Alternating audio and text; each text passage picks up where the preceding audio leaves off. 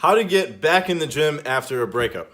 This is like the third time, fourth time that you've ended things for good, but you're officially done this time. This is the last time, right? It hurts like hell. You probably want him back, but you know that it's time to move on.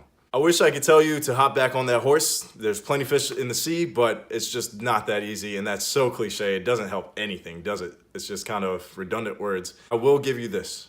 I will say that it's the kick in the ass that you need to get in the gym and start working on yourself, not just to become better looking. Like maybe they wouldn't have left you if you were overweight. Maybe, they would have stayed a little bit longer if you, were a little sexier. No, not necessarily that. That'll come with time, but just focus on becoming the best version of yourself.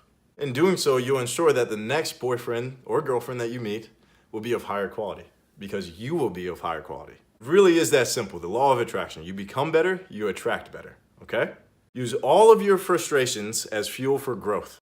Go out and become the best version of yourself possible. And who knows, you might even meet your next boyfriend or girlfriend in the gym.